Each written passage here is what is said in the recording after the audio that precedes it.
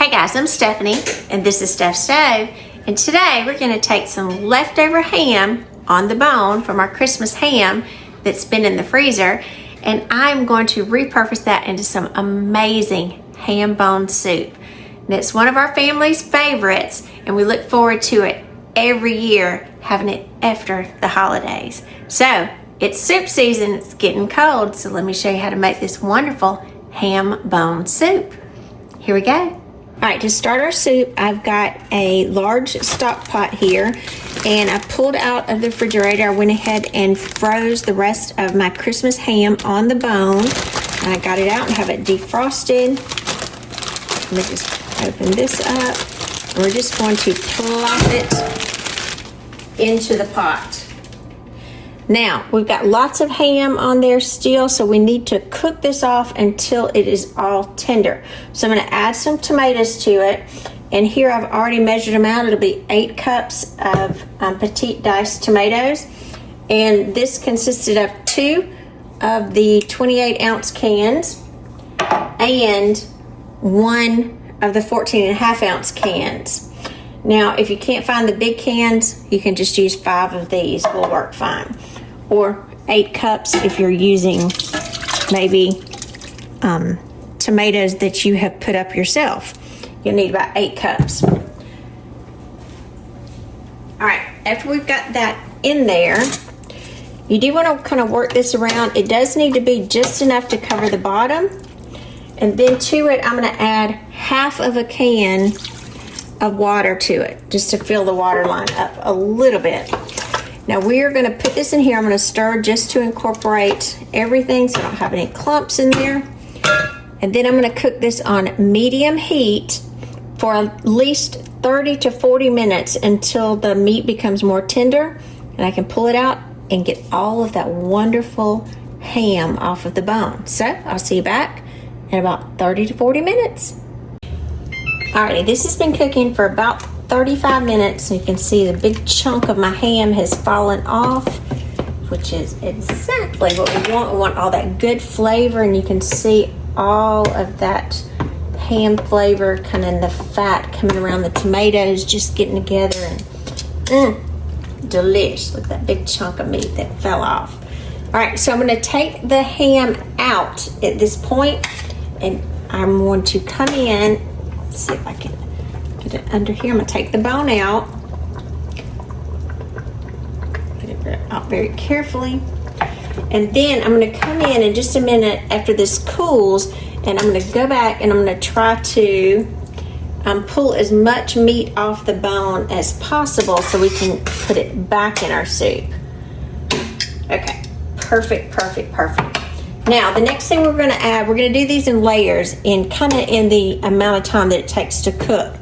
This is some russet potatoes that I've just peeled and diced just into kind of little regular small-ish size chunks. This was 5 kind of small potatoes. Ideally for the recipe, you want 3 large potatoes, and you're really looking for, this is a yield of about 4 cups diced. Our potatoes will take the longest amount of time, so I'm going to put these in first. Kind of give this a stir. I'm going to turn my heat down to kind of medium-low because I definitely don't want to scorch the bottom of my pan. Give this a good little stir. And then I'm going to come back and start adding and layering the next ingredients in about 10 or 15 minutes. So I'm going to give this, again, about 10 or 15 minutes for those potatoes to cook down nicely, and we'll be right back. All right, it's been about 15 minutes now, and my potatoes, you'll see I'm just going to take a knife to them. They're not completely tender. I can go through them, but they still have a little firmness to them. So we'll need to continue to cook them just a little bit longer. But it is the point that we're going to start adding some other ingredients to it. So we are going to add, and again, this is a really easy recipe, 3 cans of green beans. Now, if you want to use fresh green beans, you can. You just have to cook a little longer. Or if you have frozen, you're welcome to do that as well. So 3 cans of green beans. Ooh, that was a little, got the stems on it. I have to throw him away. All right, so I'm just gonna blend this together, mix it. So you can see it's gonna be a nice, hearty, thick, good, delicious soup. All right, so I'm just gonna mix that together, make sure it's well blended. Then I'm gonna add to it, this is a can of whole kernel sweet corn. Move this over. This can I didn't get an opportunity to open, so let me go ahead and open it really quick. All the way around. Love my little tool. This is amazing because you can go in there, and I don't know if you noticed when I had, I may not have went all the way around on that one. When I did the green beans, the good thing about this can opener is it opens the lid, not just, it opens around here. It doesn't open inside the can. So I'm gonna drain this juice.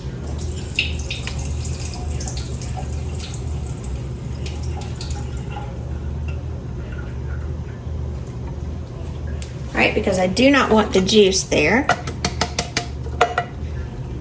Now if you want to use, this is just regular yellow corn. If you want to use white corn for it, that's perfectly fine as well. Shoe peg corn, any of those work really nicely. I think I like the color of the yellow corn because it's just a pretty contrast with the red and the green and the yellow and the white of potatoes. And you have the pretty color of the ham when we add that back. All right, so let me move that around. The next thing that we're gonna add to it, I'm gonna add some cream corn. Now, this is my cream corn that I put up over the summer. So if you have that, you're going to do, this is about, I would say 2 to 3 cans if you were using canned cream corn. If you're using you can get it frozen in the tube. I'm not sure where you are, but you can get that here, especially in South Georgia you can. That would be 2 of the tubes. This right here is probably about 3 cups of cream corn. And again, this is some good cream corn that I put up over the summer. If you want to see how to do that, I've got a video on my channel as well of how I put this up. It's just delicious. This corn was a super sweet variety and very creamy. It was actually called Milky Way. I got it from a local farmer here. That was a little ice chip in there. All right, so I'm gonna blend this around. Look at that. It's just thick, hearty, good. So we're gonna cook this again. This is gonna continue cooking about another 10 minutes. And I'm gonna go through, I've already started deboning some of the meat, and I'm using my kitchen shears and chopping. As you're deboning this, if you have any pieces that have the fat, little gristly pieces, you wanna kind of pick those off and really look for just the meat. So I'm gonna get off as much meat as I can off this bone. Let this cook for another 10 minutes. We'll be right back. All right, this has been cooking about 15 more minutes and all of our flavors are coming together nicely. Our corn has continued to cook all the way through. Mine was a tad bit still frozen in the middle in pieces. So we've got all of that beautiful flavors coming together. And now we need to go back and we need to add the ham that I was able to cut off the bone. So just to show you, my bone doesn't have much left to it. And this were the little pieces, like I said, the little fatty pieces. We don't want that. So this was all of the meat that I was able to get off. It's probably several cups. And we just want to add this back. And I tried to be sure to get off any fat pieces, gristly pieces, cutting them into small bite-sized chunks so they'll be nice and easy to eat in our soup. Get all those back in there. A couple more, get back in there. All right, we're gonna stir this back around.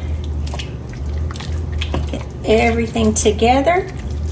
I'm gonna give my potatoes another check. Let's use my knife here. Get ones from the bottom. And what you're looking for with your potatoes, you want your potatoes to be fork tender. So, and again, I can see I can easily go through those with very little effort.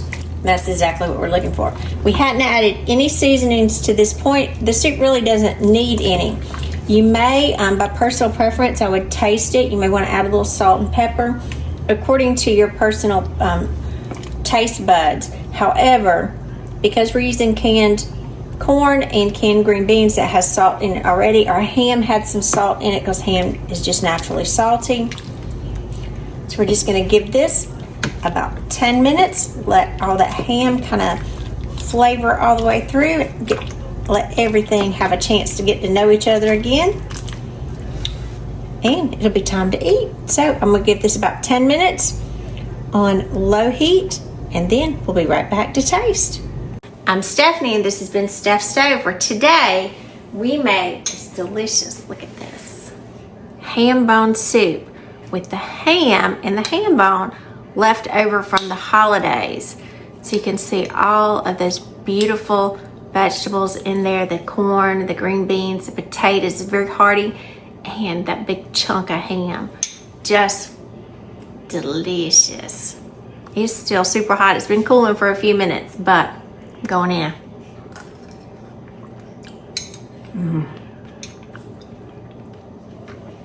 Oh, that's so good.